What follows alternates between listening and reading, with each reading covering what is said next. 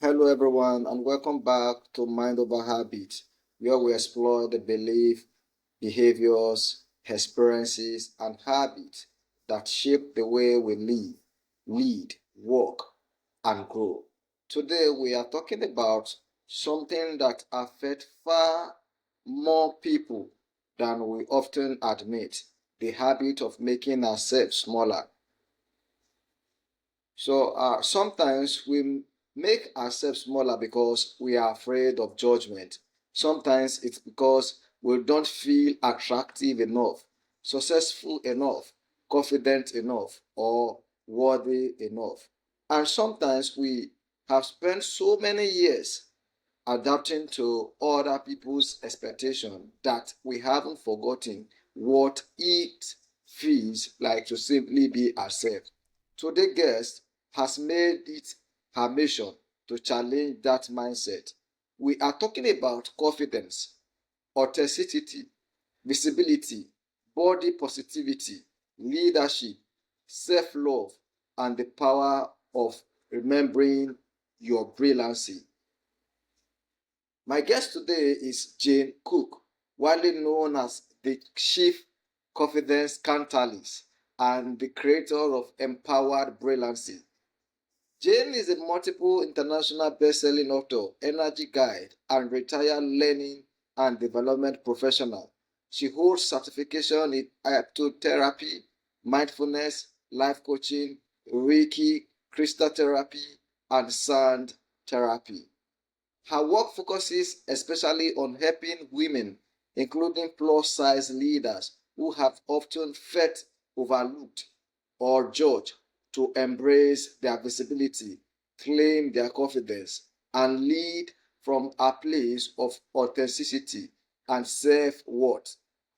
Jane brings a deeply personal perspective to this work. After spending decades in corporate America, she realized that she had been trying to make herself smaller to fit expectations and were never designed to honor her full identity. Jane, welcome to the Mind Over Habit podcast. Thank you so much, Moses. I'm really honored to be here. It's a pleasure to have you here with us. Jane, let's start like this. Can you take us back to the moment when you realized you didn't need to make yourself smaller to succeed? What happened? I retired. So I had been working for one of the top companies in the world. And I just got tired of the politics and all the stuff. And I was making myself smaller. I had been the lead instructional developer for the department, and I could never get a promotion or anything else. And I had somebody question my abilities, and I just decided I'm old enough, I'm going to retire. And a friend who used to be a stakeholder for this same company, and she'd moved to a different division in the company, and she approached me, asked me out to dinner, and she was like, "What's this bull about you retiring?" And I said, "I just can't do it anymore." And she goes, "How about if you come to work for me?" And I was like, "Yeah, I don't think it'll be any different over there." And we just had a really long and deep conversation, authentic conversation. I said, "You know how, I'm really positive in everything, and I like crystals, as you can see. And I'll come to work if you work for you if I can be my authentic self with all the woo woo and all the, positive talk and everything else." She goes, "I wouldn't have it any other way." And I went over to work for her, and it was the difference between day and night. I no longer hid myself. I spoke up when I had an idea, and I ended up getting two promotions in less than 2 years and became manager of the department. And I realized at that point that my entire career could have been different had I just learned to speak up and had valued my own person and seen the brilliance that I had to offer. If I'd done that 30 years ago, who knows where I'd be today. So, so that was the actual moment that I realized that I don't really want anyone else going through this, spending a whole career hiding and being small. So I'm the, like you said, chief confidence catalyst. You can't learn confidence, you have to remember it. And so I help people remember who they are. None of us are broken. We don't need to be fixed. We just need to remember that we are amazingly phenomenal, vital, valuable entities living on this world. And just the fact that we're here means we're invaluable because we are unique and we are priceless. All right. So you frequently talked about people remembering their brilliance. What exactly do you mean by brilliancy, and how is it different from simply having confidence? Oh, well, you came into this world as a baby. Most of us did. I'd say all of us, but and you knew you were perfect. You cried when you wanted something. You did a temper tantrum when you were angry. You didn't ask permission to do any of this. And everybody else knew you were perfect. And everybody else treated you like the perfect little person you were. And then we got socialized out of it. But we still remember that. And we can do that without ego. Somebody said, "Oh, so you want me to be able to throw a temper tantrum?" No, that's not what I'm saying. I'm saying to go deep inside to your core and remember what it was like when you knew your value. That usually happens about 3 or 4. We start forgetting who we are. We start forgetting that we are perfect just the way we are. And that the brilliance inside is we all have our own gifts and talents and treasures because we're unique human beings. So we have unique talents, and I call that your brilliance. There is something that you have that no one else has. And it could be a small thing by our standards, it could be a large thing, but you have some gift that is yours completely uniquely, and that makes you priceless. And if you tap into who you really are and start living from that place of authenticity and start remembering how confident you are, then the world just helps to rise with everyone, rises with all of these realizations. One person actually asked me, "What's the difference between ego and confidence?" And ego is where you say, "I'm better than you." Confidence is where you say, "I am amazingly brilliant, and so are you." We are not better than anyone else. We are just different. And our difference makes us brilliant and valuable. And that's what I mean when I say we're brilliant. Okay. A long explanation. Oh no, it's fine. So let me ask this: why do so many women, particularly in a professional environment, learn to make themselves smaller, quieter, or less visible? Oh, that would be society. Thank you, society. All right, um, all right. um, Especially women. I mean, we've gone through many permutations of rights and privileges. Even as little as 200 years ago, we couldn't own anything, we couldn't vote. And we are always being categorized. That's a good word for it. I've never used that word for it. But you're too tall, you're too thin, you're too big, you're too short. Your hair is too curly, your eyes aren't the right color. And we take that personally. And I'm speaking specifically about women because we're usually more looked at, I believe, than men. And when I say that, people notice when, we carry a little extra weight. They notice when our hair starts going gray. They notice when our wrinkles show up. And we take that personally. The problem is this is all natural occurrences, and it has nothing to do with how valuable we are. Someone that weighs 100 pounds is not more valuable than someone who weighs 300 pounds. Someone with gray hair is not less valuable than someone with blonde hair. Someone with, a fancy job title is not necessarily smarter than someone who is a sanitary worker. We all have our value and we all have our brilliance and we all are individually unique. And just the fact that we are unique makes us priceless. So we are no better or no worse than anyone else. But I think women always being the topic of scrutinization, we feel it more. And yes, that is a generality, and I am making it. I'm sure there are lots of men out there who feel like, well, you have your own your own status to stay up with. Are you a caregiver? Are you the breadwinner and everything else? Society has made these very strict roles, and they have these very narrow descriptions of what is an acceptable person in those roles. And if you're not, the perky little,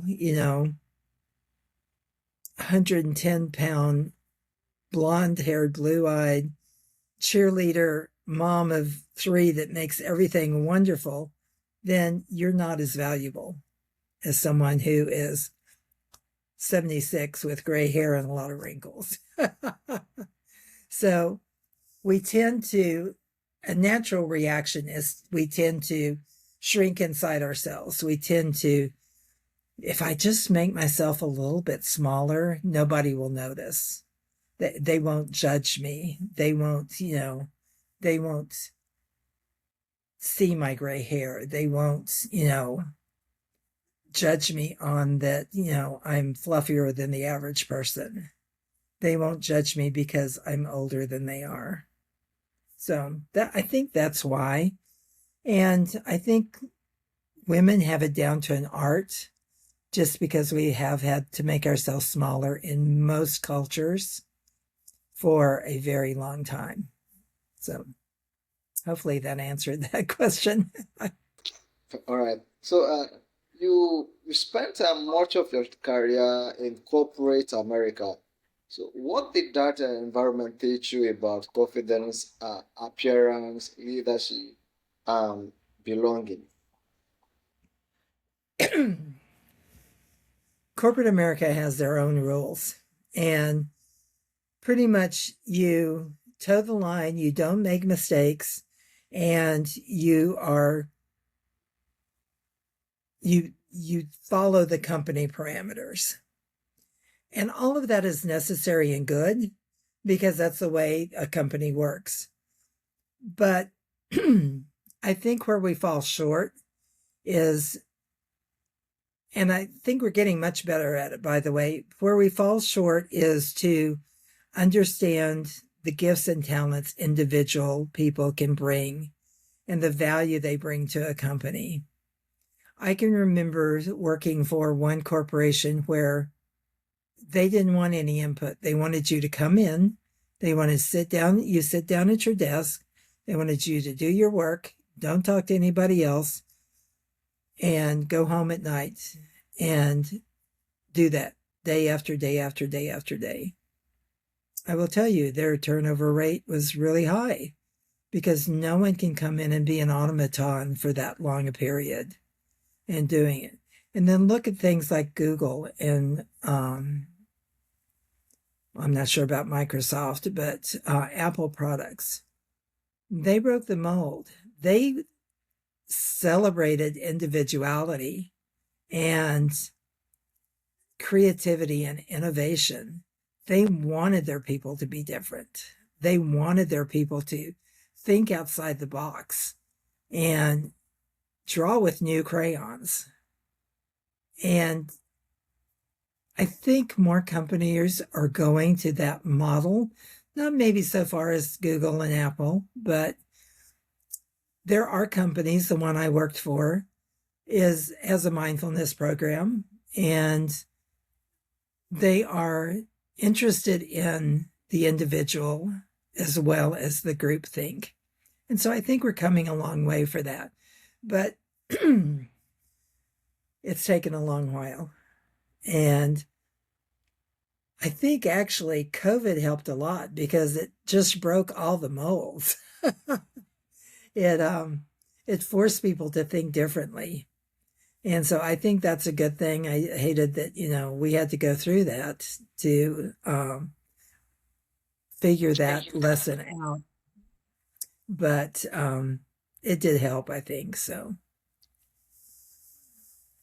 All right. Okay. Thank you for that experience. So, why can being visible feel so uncomfortable, even when someone knows they are capable and qualified? could you say that again? I didn't quite get that. Okay. Why can being visible feel so uncomfortable, even when someone knows they are capable and qualified? Oh. Being visible means you're being seen. And no matter how good you are, no matter how qualified you are, not everybody's going to like you. You can be the best person on the face of the earth, and there will be a section of people who just like, yeah, not my cup of tea. So putting yourself out there, being visible, means that you are willing to accept that not everyone is going to approve of what you're doing. Not everyone is going to like you. Not everyone is going to make your life easier or better just because they're people. And that should not deter you, because Terry Cole Whittaker wrote a book probably in the 1980s, maybe even earlier.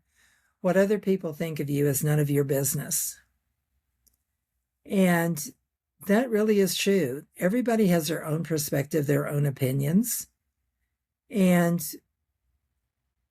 it has nothing to do with you. Like I said, you can be the kindest, the most gracious, the most positive person out there, and you will eventually run into someone who doesn't appreciate it. But that's their perspective.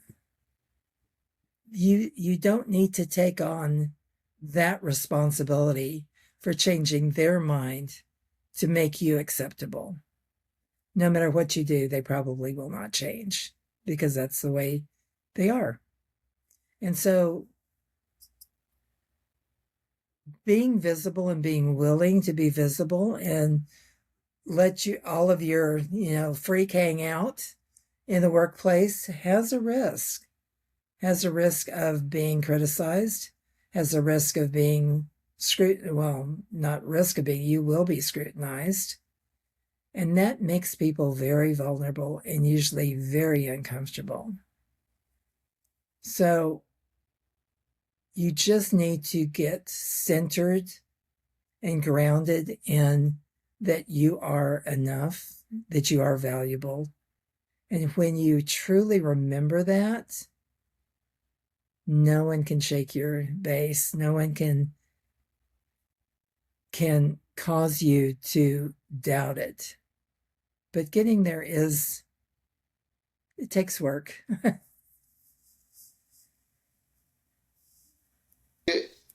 Hmm.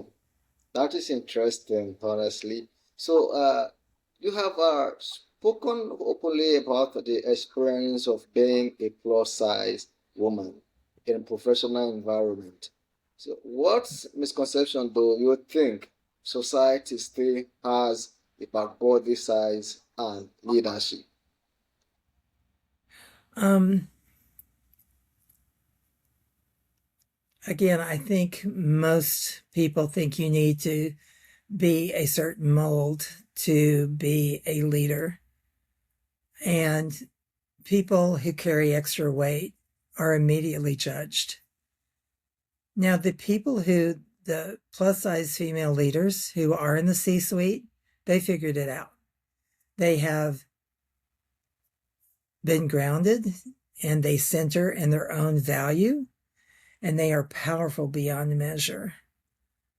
But until you get to the point where you truly believe in yourself and where you remember that it's not your size, it's not your color, it's not your job, it's not your house, it's not your car, it's not any of those things. That is not you.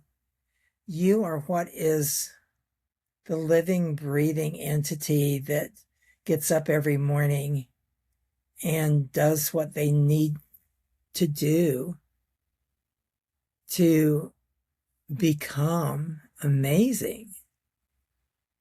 I recently spoke on a summit and they asked me for one activity that someone could do that would help to cement the idea that we are all brilliant.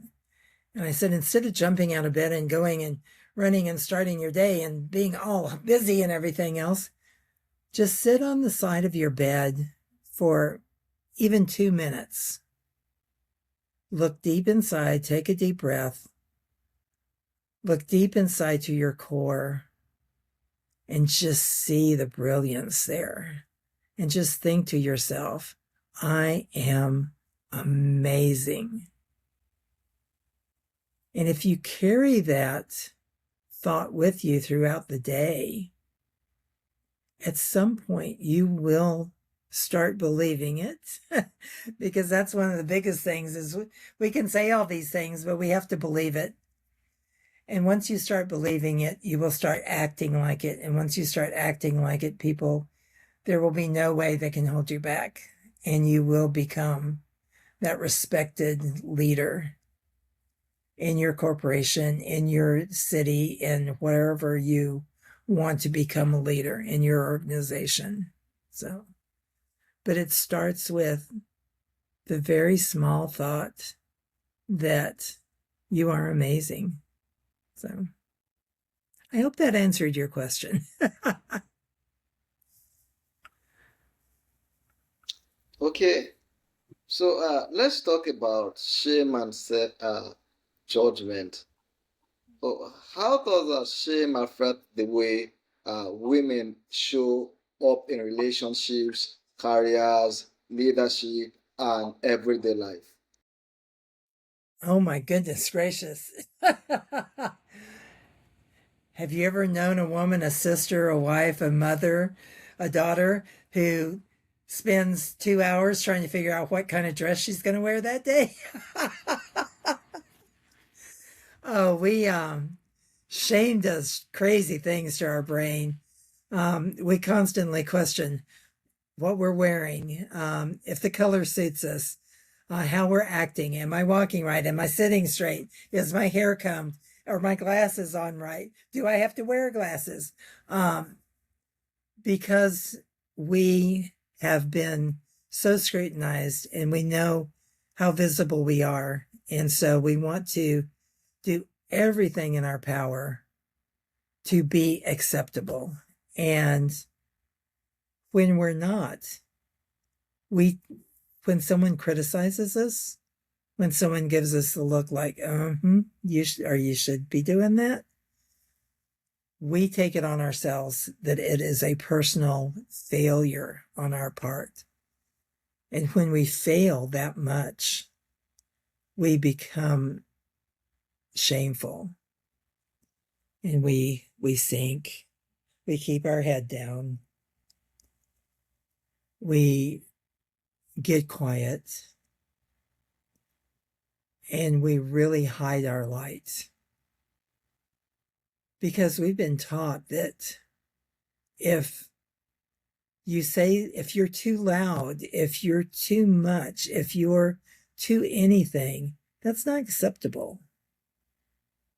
And again, I'm not saying go out and be your crazy wild self with little regard for anyone else and everything else. But also don't go out and let somebody else tell you who you are. Because who you are is not the clothes you wear. As I said before, it's not the clothes you wear. It's not the color of your hair. It's not the job you have. It's not the car you drive. It is who that integral, private, beautiful entity is in your soul that makes you who you are. And don't let shame cloud that brilliance inside you. Because shame really is nothing else but taking on somebody else's negative expressions. And it's so easy to do that because we have so much judgment in the world. But we need to rise above that. We need to understand that nothing anybody can say or do to us changes who we are inside. And that's, and once we do that, there's no need for shame. There's no need for the second guessing everything we do. So, Thank you for that insight, Jane. Thank you so much. So, what does authentic living actually look like? And how can someone tell whether they are being authentic or simply performing the version of themselves they think others will accept? living authentically is the best part. Oh my goodness gracious. Because you don't have to worry about stuff. Excuse me. Um, Living authentically just means, quite simply, doing your best at any given point in time. And when things go messy, when things don't work out the way you wanted them to, or the way people think they should have, own it. One of my favorite phrases is oopsies, because I don't believe in failure. I believe in you give it your best, and if your best isn't good enough, then you need to try something else. And my team used to, crack up because we would get these grand ideas and we'd go do something and would fail miserably. And we trained people in training classes. We had this one new training course that we just thought was brilliant. It was on technology. Believe me, training technology in corporate America is not an exciting topic. And we tried to make it exciting. All we did was confuse people. They were like, what did we just learn? What are you trying to tell us? So we failed miserably by all corporate standards. But I wouldn't let anybody take that on. I said, okay, this didn't work. What will work? And my team was extremely varied. Genders, races, ages, spirituality. We were all over the board. But because we all lived authentically, which means I would bring my woo into it. I was like, have we thought about the energy that's going on in the room? The person who was very spiritual would say, well, the Bible says, and he would bring in a proverb. The person that was very skeptical about something would say, when we did this, it didn't really work. Have we looked at that? But we were so innovative and so productive because we let each person be their authentic self.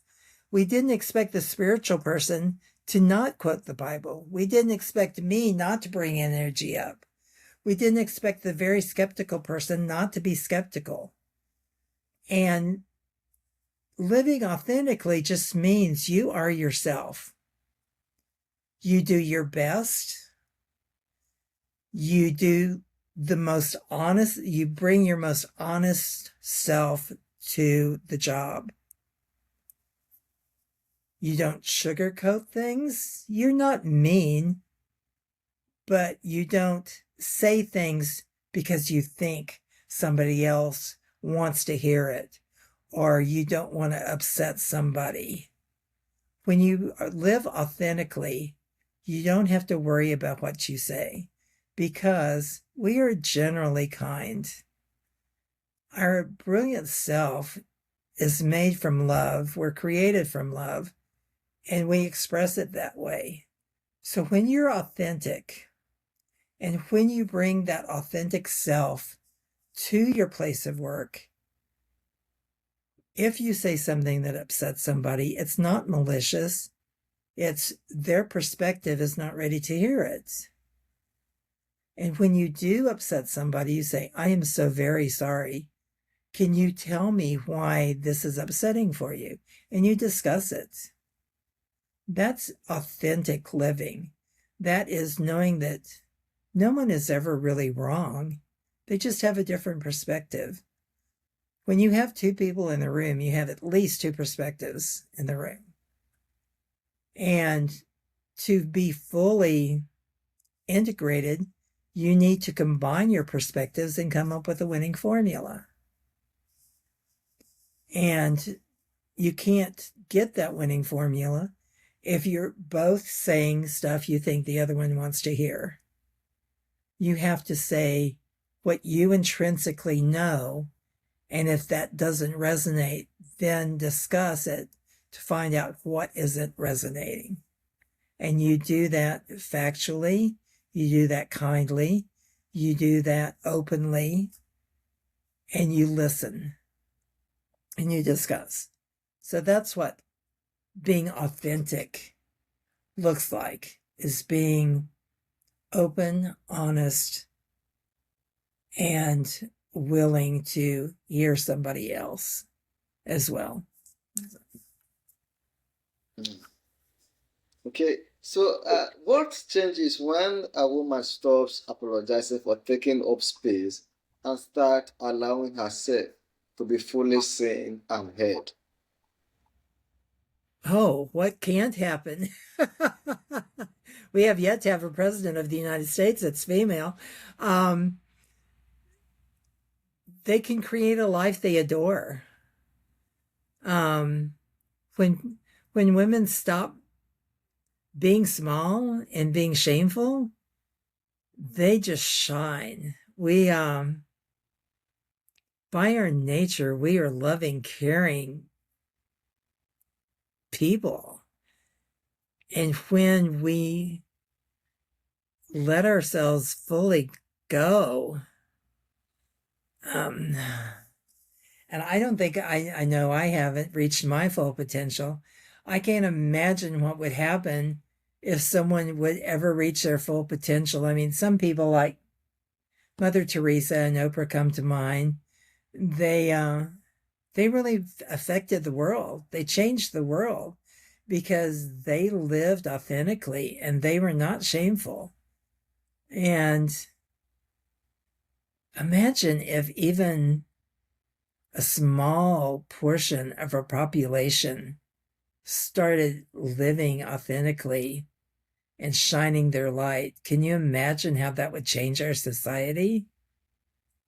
It's mind-boggling to even contemplate that, but it's so very alluring to think what kind of world we could create if we all started accepting each other, accepting ourselves first, and then accepting each other as equally brilliant human beings.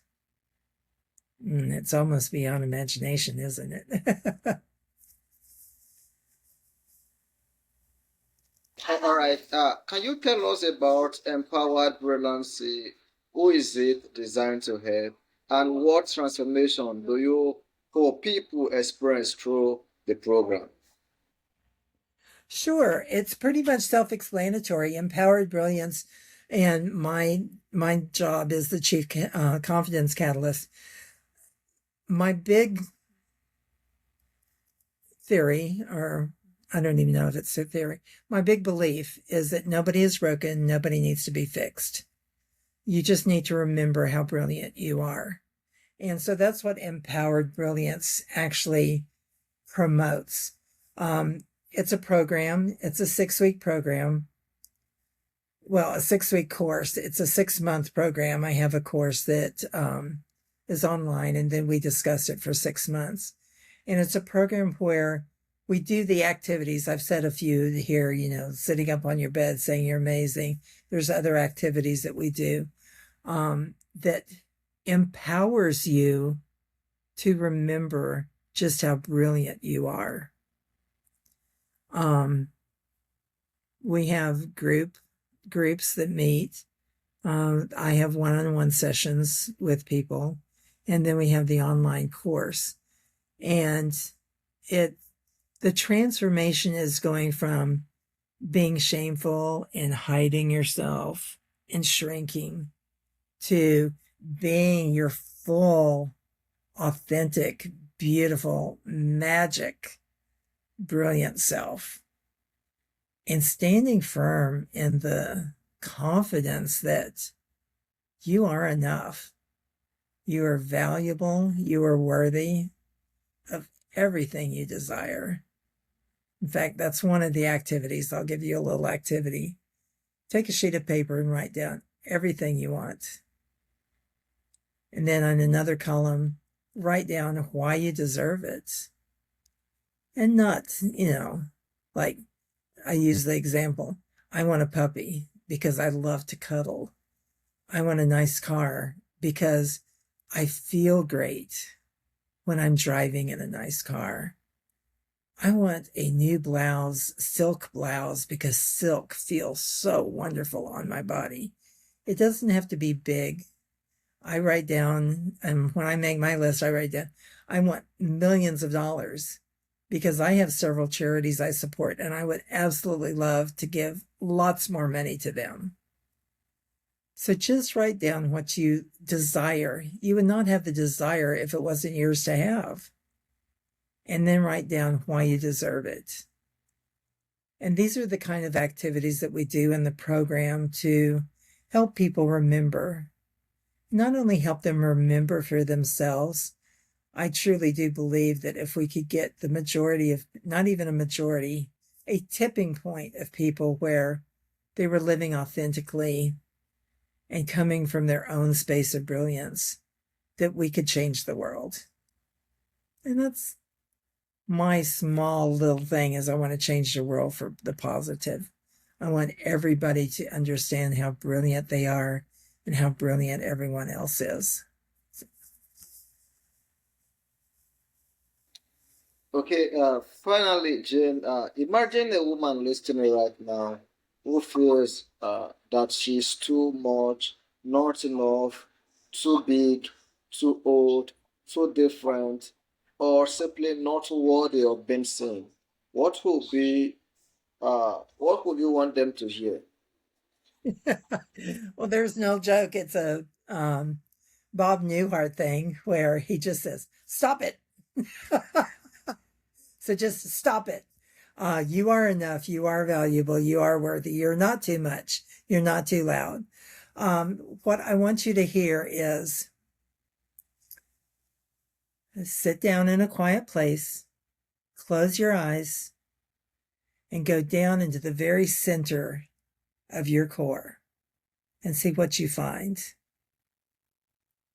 Most people find brilliance. I can't guarantee you will. I can't guarantee anything. But when you truly seek out the qualities that you are and you go deep inside, you might just find out that you are more amazing, more brilliant, more beautiful, more valuable, more priceless than you ever even imagined.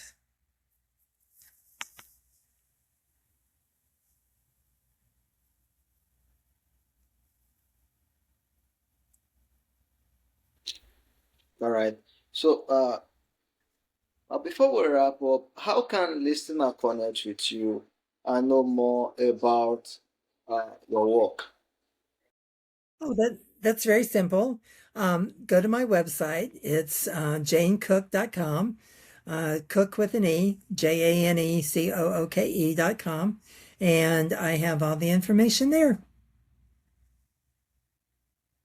All right. Jen, thank you for joining us on the Mind Over Habit and for reminding us that confidence isn't always about becoming louder, stronger, or more impressive. Sometimes confidence is simply giving yourself permission to stop hiding, to stop apologizing, to stop waiting for permission, and to recognize your body, your story, your experiences, your talent, and your perspective don't disqualify you from being powerful. They are part of what makes you uniquely you. To everyone listening, here is something worth taking with you today. You don't have to shrink to belong. You don't have to change your body to deserve respect. You don't have to become someone else to become successful. And you don't have to wait until you are completely confident before you allow yourself to be visible. Sometimes the first step is simply remembering your brilliancy. Jane, thank you again for being here.